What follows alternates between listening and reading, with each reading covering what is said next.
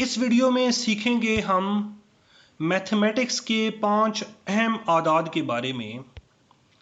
पहला अदद है ई, दूसरा अदद है आई जिसे आयोटा कहा जाता है, तीसरा अदद है पाई, चौथा अदद है 1 और पांचवा अदद है 0।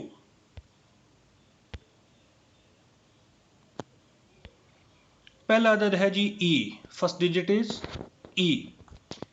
ई क्या चीज है? ई एक इरेशनल नंबर है जिसकी वैल्यू 2.7182 सो ऑन है। चूंकि ये एक इरेशनल नंबर है इसलिए इसे p बाई क्यू फॉर्म यानी फ्रैक्शनल फॉर्म में नहीं लिखा जा सकता। यहां पर p और q दोनों इंटीजर्स हैं और q जो है ये 0 के बराबर नहीं है। इस नंबर को यानी e को ऑयलर नंबर कहा जाता है और ऑयलर नंबर इसको एक मैथमेटिशियन लेनर्ड ऑयलर की वजह से कहा जाता है। याद रखें कि इस नाम यानी EULE और को ऑयलर पढ़ा जाता है।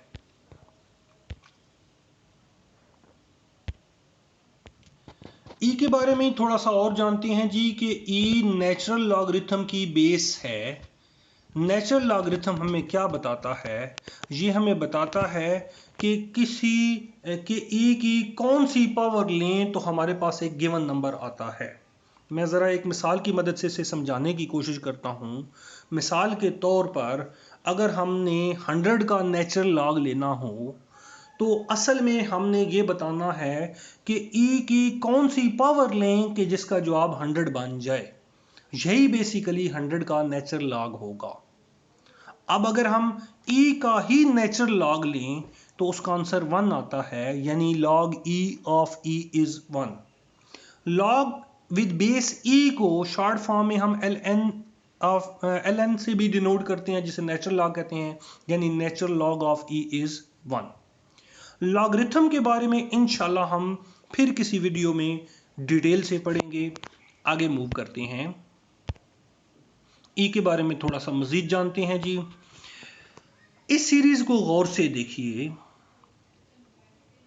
आपके ख्याल में इस सीरीज का सम क्या होगा? यानी अगर हम इन तमाम टर्म्स को ऐड करें तो हमें क्या आंसर मिलेगा? नीचे देखते हैं जी। हमें पता है कि 0 फैक्टोरियल 1 के इक्वल होता है, 1 फैक्टोरियल 1 के इक्वल होता है, 2 फैक्टोरियल 2 के इक्वल होता है, 3 फैक्टोरियल 6 और 4 फैक्टोरियल 24 के इक्वल होता है।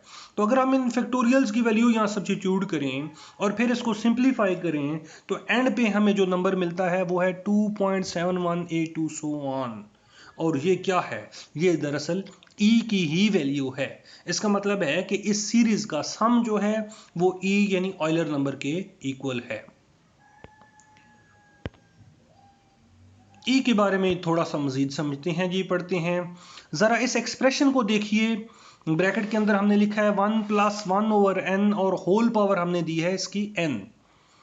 अब अगर इस एक्सप्रेशन में हम n की वैल्यू सब्स्टिट्यूट करें, मुख्तलिफ नंबर सब्स्टिट्यूट करें तो हमें मुख्तलिफ आंसर मिलते हैं।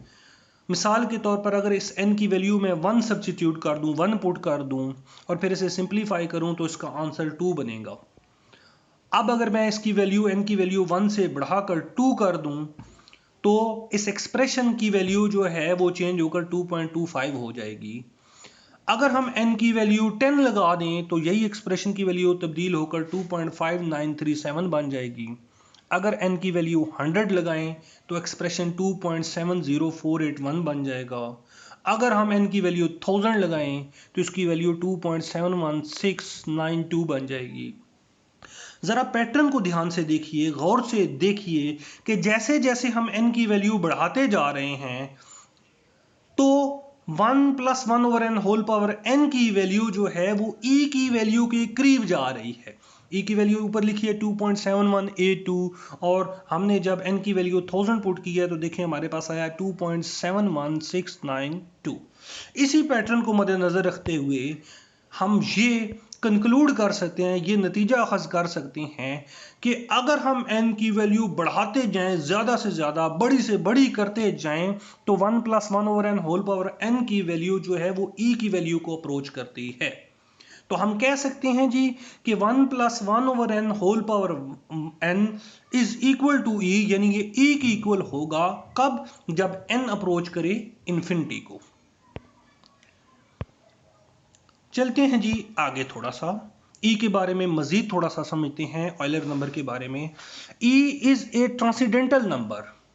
ट्रांसीडेंटल नंबर कौन से नंबर होते हैं जी? ऐसे नंबर जो अलजेब्रिक नंबर नहीं होते। अब अलजेब्रिक नंबर कौन से नंबर होते हैं? अलजेब्रिक नंबर वो नंबर होते हैं जो बेसिकली किसी नॉन जीरो पोलिनोमियल जिसके कोएफिशिएंट रैशनल हो उसके रूट्स होते हैं। और ज्यादातर और हमारा वास्ता जिन नंबर से ज्यादातर पड़ता है वो ज्यादातर अलजेब्रिक होते हैं। मसलन इंटीजर सारे के सारे अलजेब्रिक हैं। इसके अलावा रैशनल नंबर जो हैं वो भी सारे के सारे अलजेब्रिक हैं। ताहम इरेशनल नंबर में से कुछ अलजेब्रिक होते हैं और कुछ नॉन अलजेब्रिक यानी ट्रांसीडेंटल होते हैं। मिसाल के तौर पर ई और पाई ये दोनों नॉन अलजेब्रिक यानी ट्रांसीडेंटल नंबर हैं, जबकि स्क्वायर रूट ऑफ 2 और आयोटा ये दोनों जो हैं ये अलजेब्रिक नंबर हैं। दूसरा इंपॉर्टेंट नंबर है आयोटा। आयोटा एक इमेजिनरी नंबर है जो स्क्वायर रूट ऑफ -1 के इक्वल होता है। लिखा तो इसे आई जाता है लेकिन पढ़ा इसको आयोटा जाता है। If we solve the equation x² + 1 = 0, यानी अगर हम इस इक्वेशन x² + 1 = 0 को हल करें और इसके रूट्स फाइंड करें, तो चूंकि ये क्वाड्रेटिक इक्वेशन है तो हमें इसके दो जवाब मिलेंगे। पहला रूट इसका मिलेगा हमें स्क्वायर रूट ऑफ -1 और दूसरा रूट हमें मिलेगा नेगेटिव स्क्वायर रूट ऑफ -1। अब इसमें से जो पहला रूट है स्क्वायर रूट ऑफ -1, इसको सिंबल आयोटा से डिनोट किया जाता है, यानी इसका नाम आयोटा रख लिया गया है। अगर इसको आयोटा से डिनोट किया जाता है तो फिर अल्टीमेटली दूसरा नंबर जो है वो नेगेटिव आयोटा बन जाता है। बस हम कह सकते हैं कि आयोटा और माइनस आयोटा दोनों -1 के स्क्वायर रूट हैं। और अगर आयोटा और माइनस आयोटा दोनों -1 के स्क्वायर रूट हैं तो इसका मतलब यह है कि -1 इन दोनों का स्क्वायर है, यानी अगर हम आयोटा का स्क्वायर लें तो वो भी -1 होगा और अगर हम माइनस आयोटा का स्क्वायर लें तो वो भी -1 होगा।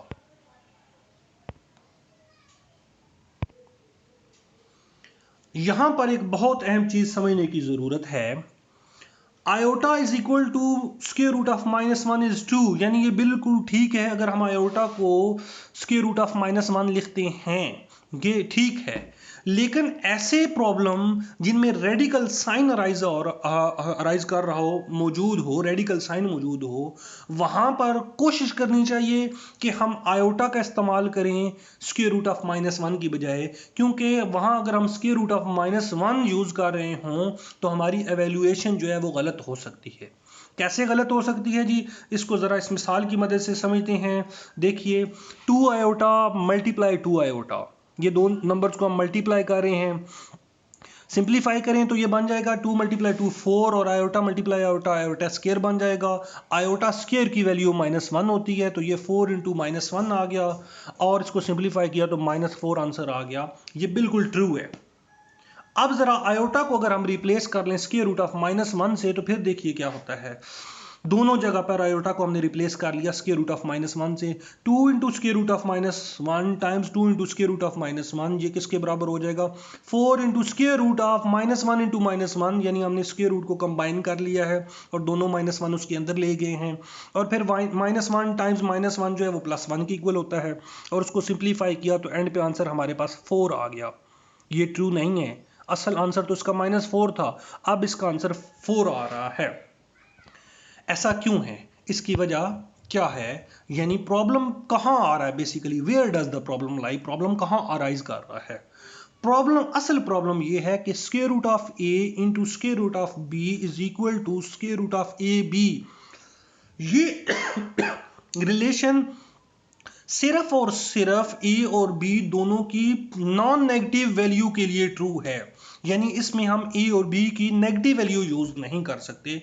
पॉजिटिव ए की वैल्यू हो, बी की वैल्यू पॉजिटिव हो, तो फिर ये रिलेशन यूज हो सकता है, नेगेटिव वैल्यू के लिए यूज नहीं हो सकता। इसका मतलब क्या है कि हम square root of -1 into square root of -1 को अगर लिखते हैं स्क्वायर रूट ऑफ -1 इंटू -1, तो ये रॉन्ग है, ये ठीक नहीं है।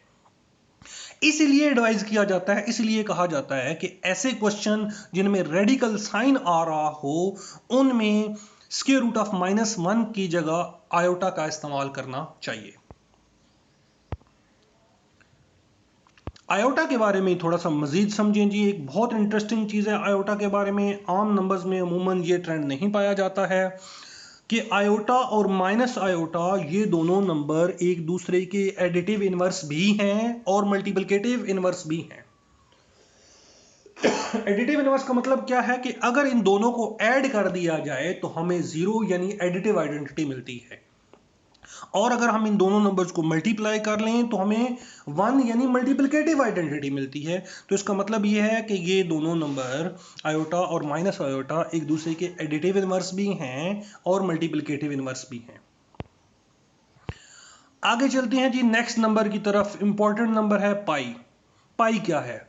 पाई एक इरेशनल नंबर है जिसकी वैल्यू 3.14159 सो ऑन है। इस ऑन का मतलब है कि इसके आगे बेशुमार इस तरह के डिजिट्स हैं।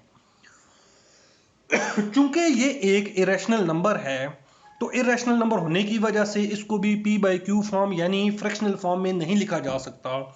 यहां भी p और q दोनों इंटीजर हैं और q 0 के इक्वल नहीं है। इसको हम कहते हैं, इंग्लिश में इसकी प्रोनाउंसिएशन है आर्किमीडेस कांस्टेंट, उर्दू में हम आर्किमीडेस को अर्शमीदस भी कहते हैं। तो ये अर्शमीदस कांस्टेंट है बेसिकली पाई।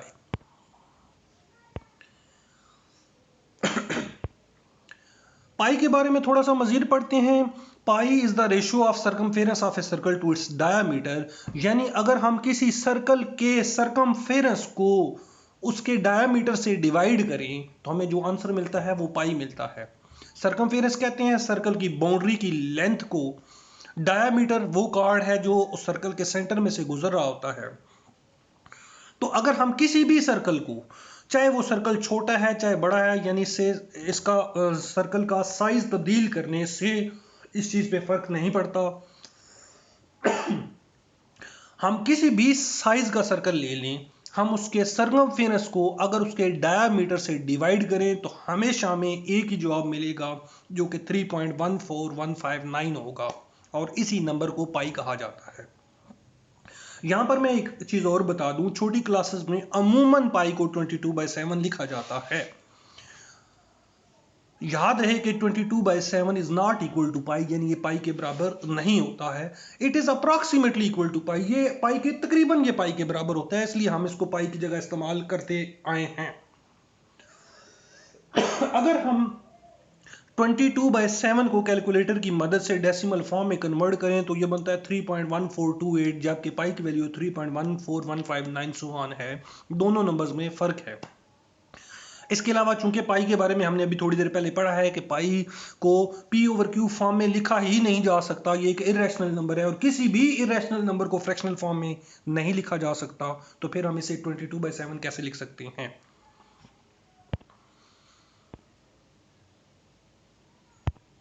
आगे चलते हैं जी। अगला अहम नंबर है 1, 1। ये पहला काउंटिंग नंबर है, गिनती का पहला अदद। जब भी हम गिनती स्टार्ट करते हैं तो हम 1 से स्टार्ट करते हैं, 1 2 3 4 5।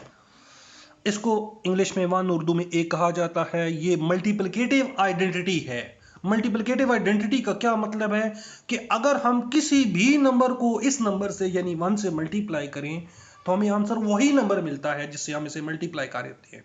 मसलन 2 × 1 इज 2, इसी तरह से 3 × 1 इज 3।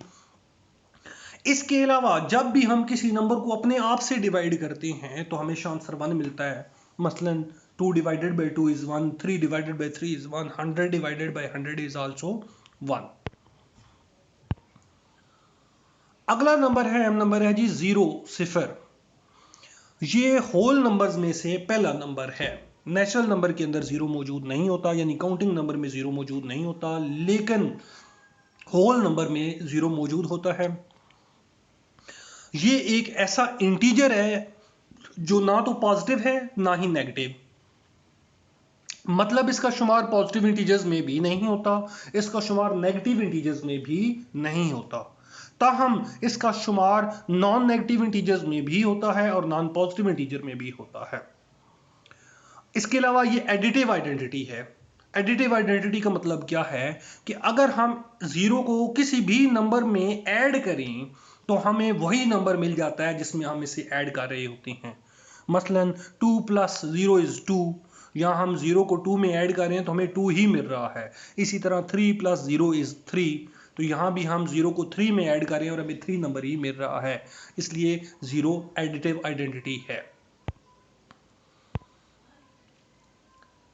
यहां पर देखिए जी, हमारे सामने एक इक्वेशन लिखी हुई है e⁻i + 1 = 0।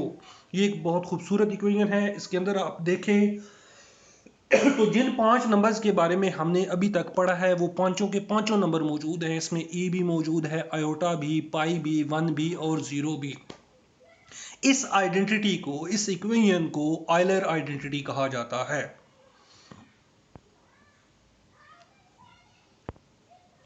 और ये है जी हमारी आज की वीडियो का इख्तिताम। उम्मीद है आप लोगों को ये वीडियो पसंद आई होगी। आप लोग खुश रहें, बहुत ज़्यादा खुश रहें। खुदा हाफिज़।